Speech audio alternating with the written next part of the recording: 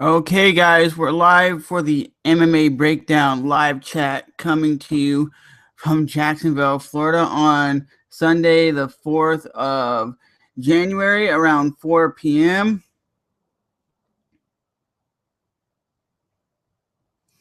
And just want to bring up that um, that last night's UFC event, Jon Jones is now, in my mind, one of the pound for pound best fighters of all time. He's up there with the Fedor Emelianenko's, with the Anderson Silvas. He's up there with the GSPs. He's on like an 8 or 9 fight win streak as a champion himself, and he is dominating these people. He didn't really dominate, I'll say, DC all that much, but he's taking these elite wrestlers and completely annihilating them. Like, you would always assume that these wrestlers such as maybe he could take GSP down. Maybe he could out-wrestle GSP. Jon Jones is known as a striker, not a wrestler. But I'll say this. He is one of the pound-for-pound best wrestlers in MMA. He doesn't use his wrestling to do, like, crazy double-leg takedowns or crazy anything. He does kind of what Chuck Liddell did back in the Chuck Liddell days. He would use his wrestling not as a takedown, not as an offense, but more of a defense. So when people would take him down, he would sprawl and brawl. He wouldn't just sit there and get beat up. And he is, like Chuck Liddell, he was a great wrestler. When he took people down, he could take people down and hold them down. But Chuck Liddell was one of those guys who could, like, if some wrestler would go to shoot in, he had enough skill and enough wrestling to defense to make it where he didn't get taken down. And everybody's saying now, is it Alex Gustafsson going to be fighting Jon Jones, or will it be Anthony Rumble Johnson? Because Rumble Johnson is going to be fighting Alex Gustafsson in their upcoming fight. And I would love to see Alex Gustafsson fight Jon Jones again. I think Jon Jones had more of a competitive fight with Alex Gustafsson. Alex Gustafsson, I think, is still his hardest fought fight today. And I know this big little pop filter's in the way. I want to get a better mic that I don't need a big pop filter. And Alex Gustafsson, I think, will give him another run for his money. Maybe possibly beat him this time. Or it could be just a complete ass whooping. But I think Rumble Johnson might give him more. I think the thing about Rumble Johnson that I see, he has extreme power, extreme knockout power, but he's not a quick, fast guy. He's not a lightning, quick, fast guy. Jon Jones, I don't know. To me, watching Jon Jones last night, his fight with DC, he looked overly, like, big in that fight. I don't know if it's because DC's about 5'10", and Jon Jones is 6'4", but he looked overly big in that fight. And yes, he's a long, lengthy guy, but he looked overly big, and he gave DC a run for his money. I think DC will come back. A lot of people are saying, well, DC's old enough that he can just retire now and go do his interview gig on Fox Sports 1 where he just talks about the fights. And I don't really think DC's that kind of guy that's just going to want to hang the gloves up already. People are already talking about this. Ariel Helwani on the MMA recap show, he was like, well, DC should just hang the gloves up and maybe just be a commentator. I'm like, what? No. He has still competitiveness in him. He still has another drive to come back and be a champion. If you don't, like Chael Sonnen said, if you don't have a drive to be a champion in this business or in any thing you do in life, then what do you have? Honestly, you want to be the biggest YouTuber you could be. You want to be the CEO of a company. You want to be the boss of, like, your retail store. Everybody wants to be something big. You're not telling me you're going to be working at, like, McDonald's or Walmart or a retail store and be like, no, I'm comfortable being the small guy. No, you want to be eventually the big top dog. And you can see my cat in the back. So for them to say, well, DC's time has come and gone, no, that's a lie. Look who he's beaten. Just because he has one loss, that doesn't mean he can't come back and dominate other fighters. He's always going to be that round 2 guy. He's always going to be that guy that hangs around the top 10. Like Junior Dos Santos, I don't think he'll ever be a champion again, but he'll always be number 1 or number 2 in the world. So for Ariel Helwani to say that, I was kind of like, wow, you're already counting DC out, and DC is one of those dudes that's known for dominating fighters. But it's hard to fight Jon Jones because he has so long of reach. He has like a 2 foot, like almost a foot reach on these fighters. It's like pretty ridiculous. His reach is like this, like I'm punching you in the face, and you're not having any ability to do anything about it. But Jon Jones is the man. I still don't think I'm a big fan of his, but I do respect him as a fighter. He's up there with Anderson Silva, and I think the best fighter of all time still has to go down with Fedor Emelianenko with a 31 record before he lost his first fight. Will we ever see Jon Jones lose his first fight? He's 20-0. And the only reason why he has one loss is because it was like he did an illegal elbow. He went up like this and down.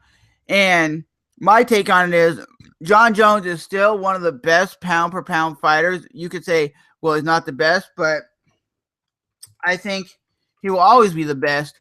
And he's 21-1. And Jon Jones has, let's see when he won this title. He won the title at UFC 128 and beat the likes of Rampage Jackson, Lyoto Machida, Rashad Evans, Vitor Belfort, Chael Sonnen, Alex Gustin, Glover Teixeira, and Daniel Cormier. Okay, you gotta say that's a beast of a card right there, a beast of a person right there. Like, all those are murderers that he beat. He just beat them down. And now I'm going to go look at Anderson Silva, and you guys in the comments are going to tell me which one had a more dominant run as a champion. Because you go all the way back to UFC 16 or UFC 67 when he UFC 64 when he fought Rich Franklin and beat Rich Franklin. Then he beat Travis Lutter. Then he beat Nate Marquardt, Rich Franklin again, Dan the Beast Henderson, James Irving at 205, Patrick Cote, which I thought Patrick Cote was actually winning that fight until he blew his knee out.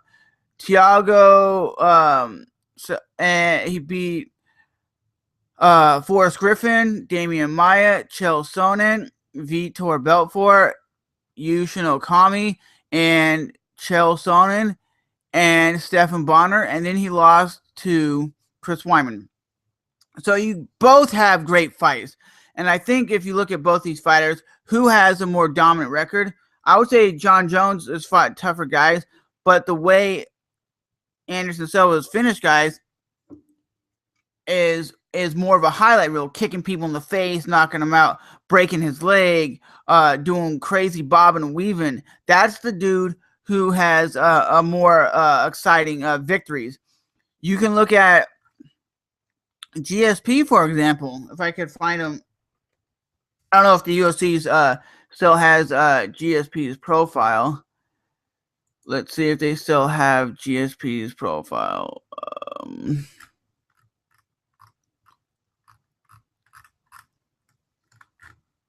Let me Google it really quickly for you guys, because GSP's.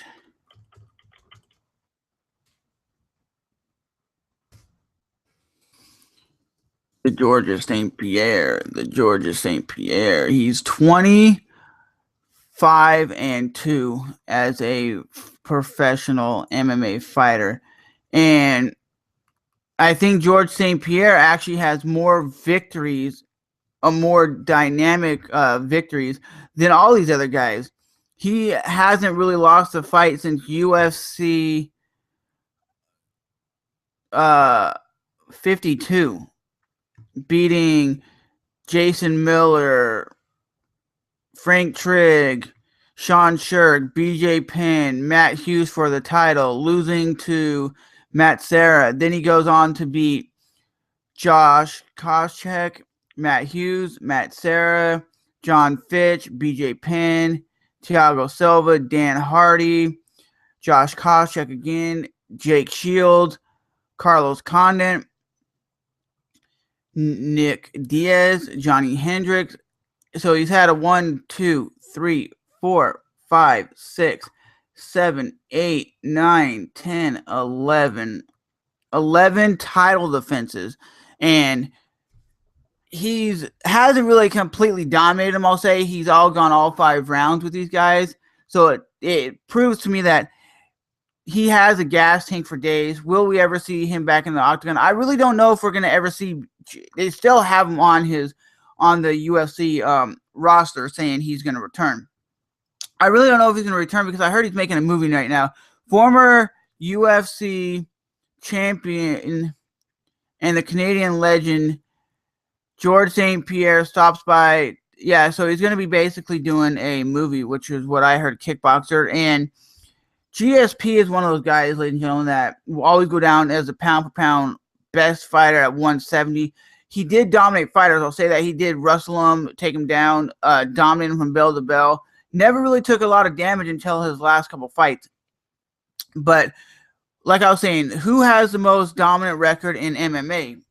You got to look at it as the 3 guys that I named: Jon Jones, Anderson Silva, and GSP. Because some people actually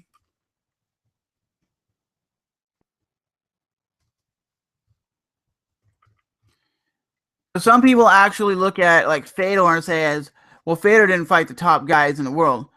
Because Fedor did go on a 3-fight losing streak in Strikeforce and then won 3 fights after that in M1 Global. So Fedor did fight a little bit after that in Dream and in M1 Global, which most people don't even know exist because most people back in the U.S. only watch the UFC and they only watch Strikeforce. But he did go on a crazy fight winning streak. Technically, his first loss was at UFC, was at King of the it's a Kings of Kings in 2000, and then he went on like a 30-fight win streak, which is ridiculous, fighting the best guys in the world, from Mark Hunt to, let's see who else he fought. He fought Kevin Randleman. Everybody wanted to see Fedor versus Randy Couture. And I think that would have been a really great fight, but that fight was never able to happen. And everybody says, well, what about Brock Lesnar or Fedor? Why would they want to see that? Because Brock Lesnar is this big, beastly dude. And a lot of people are saying Brock Lesnar is cutting weight. If you look at him now, they say he's cut a lot of weight. And that means he's getting prepared to get back into the octagon. I think a lot of professional wrestlers are really stepping out of the ring and wanting to get in the cage just so they can prove to the fact that they have the ability to get into a real fight. And I think like somebody like CM Punk, a lot of these guys might really train martial arts, but there's a difference between training and actually competing. So I think like a Kurt Angle, if he would have came right out of wrestling into MMA, he would have probably did pretty good. But I think it's what it is. A lot of these guys, they're sick of probably faking it.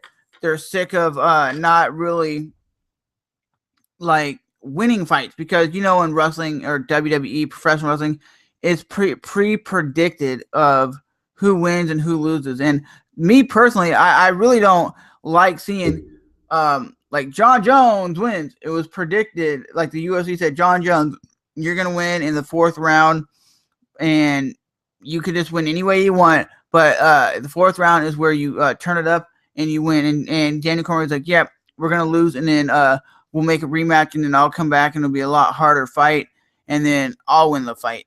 And then we'll have a round 3, and then it'll be a draw. Then we'll do one more fight in a 4th fight where it's all balls go out, and Jon Jones wins by basically getting almost losing, but comes out at the last end and punches Daniel Cormier and knocks him out.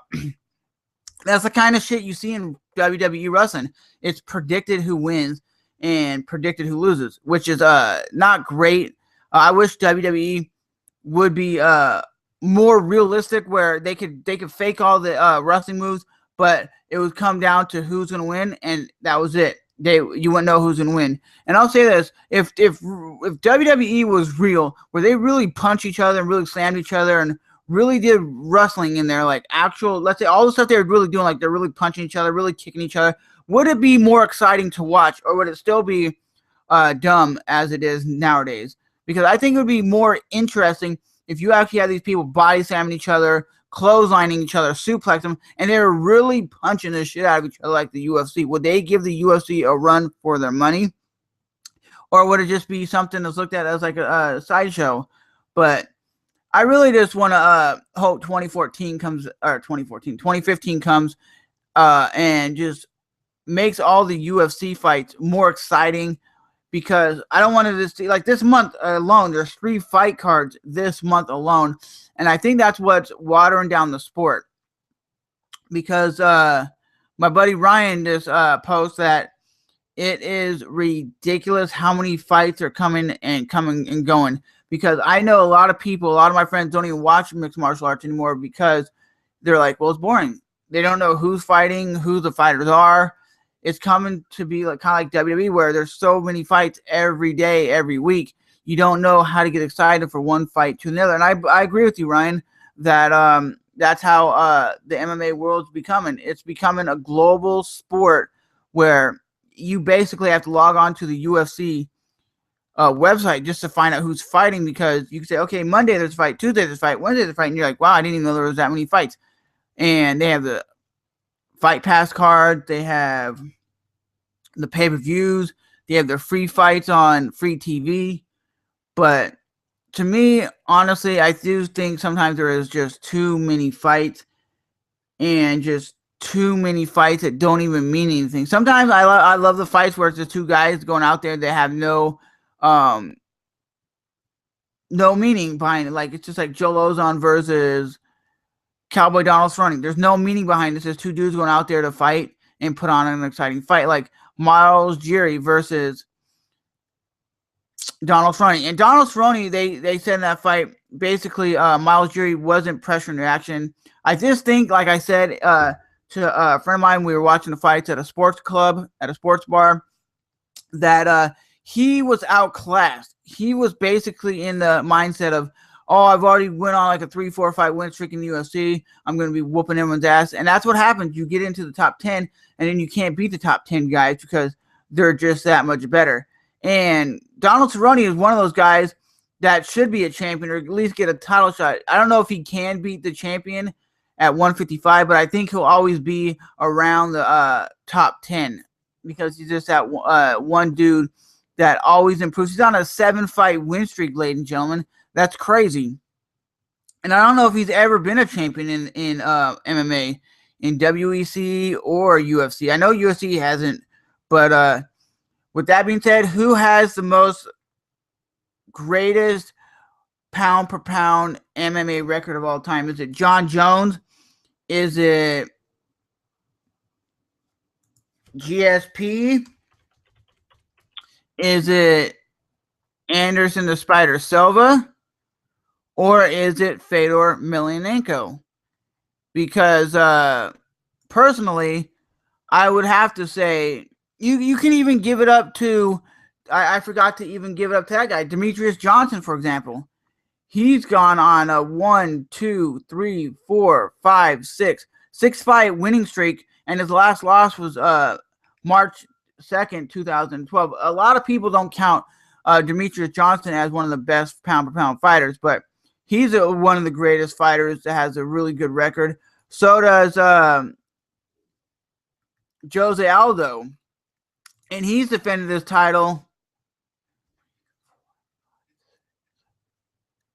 11 times as a champion. So you got to look at it that way. There's a lot of dudes that are just completely dominating, but the most people that people put in the limelight is Jones, GSP, Silva, and Fedor. Even you could say Cain Velasquez is a champion. He's defended this title 3 times as a heavyweight, and he hasn't fought since 2013. So it's possible he has a knee injury. It's possible that he will lose his title. They'll strip him because he can't come back. But out of all the champions, who do you think has the most dominant record? Demetrius Johnson, TJ Dillashaw, Jose Aldo, Anthony Pettis, Robbie Lawler, Chris Weidman, Jon Jones, Cain Velasquez, Carly, I can't pronounce her last name. She's the 115-pound women's champion, and Ronda Rousey, because Ronda Rousey is 10-0 and has defended her title 7 times. So, with that being said, that is today's MMA breakdown podcast. And if you just look at all the champions himself, I still think Fedor, for the time that he competed in, was the best pound per pound fighter of all time. But I don't know if even him, he could be the John Jones or the Fedor. If Fedor could even beat Cain Velasquez nowadays, if he was in MMA. It's just like saying, well, Brock Lesnar, if he was in MMA, would he still be whipping ass, or would he still be losing? Because I really don't think he has anything to offer the UFC. I don't. It's like saying these guys who don't compete anymore come back. No, you want to see Tank Abbott come back? Nah, that guy would just get completely whooped because he has nothing to gain, nothing to offer the UFC. I think Brock Lesnar only has to offer is his star power. He doesn't have really that much skill set. I don't think he's been training Brazilian Jiu-Jitsu and kickboxing and Muay Thai. I know he's doing his professional wrestling, but I just think Brock has nothing to offer, and people need to get it out of their mindset, get off their mindset that, well, Brock's coming back. Brock's coming back. I don't care to see Brock back. Last 2 fights, Cain whooped his ass. Shane Carwin dominated him until he got gassed out, and so did Alistair Overeem beat him. So for you people who keep on the nuts of Brock, like, come on, Brock, you need to come back. Come on, Brock. It's not going to make a difference, honestly. I don't really think Brock Lesnar coming back to the UFC is going to make a big difference. Is it going to rise the pay-per-view amount? I don't really think so. I think MMA is at the peak of where it's at. I don't think – what are you going to have? Him go right into a title shot? No, you're going to have him probably fight maybe Travis Brown or something, and Travis Brown's going to beat him. Maybe Brock versus Brendan Schaub or something. But still, Brendan Schaub's a better striker. Yeah, Brendan Schaub would just probably get taken down and grounded and pound. That would probably be the fight. Brock Lesnar would have been good in MMA maybe in the early 2000s because he had that aggressive ground and pound style where most fighters didn't do Brazilian Jiu-Jitsu all that well, and they're either like a one-trick pony like a striker, or like Junior Dos Santos versus Brock is an easy fight. Brock takes him down, grounds and pounds him, and Junior Dos Santos has no game plan for that. That would be an easy fight for Brock. And you guys might be thinking, no, it wouldn't. If it was a stand-up fight, yeah, Brock would get tore up. But Brock is one of those dudes that can take you down and ground and pound. You can't take a punch. That's one thing that like Fedor could do. Fedor could take a punch. He could take being rocked and still come back from adversity. Brock, he never had that ability. I don't know what it was about him. You would see this 300-pound beastly dude get punched up once, and he would run back, turtle up, and then get beat up. But will we see Brock Lesnar back in the octagon? They say he's losing weight to come back. He's slimming up to come back to actually fight. So, and they say his disease is over with. He doesn't have that problem. But I still don't think he will make a run for the title, especially in the UFC's heavyweight division now, where you have people like Junior Dos Santos, Cain Velasquez, Travis Brown. All these dudes are beasts. So, with that being said, I did open up the comment section and the question and answer section. So if you want to leave a question in this podcast, I will definitely come back here next Sunday and answer them all for you guys. So start posting your questions.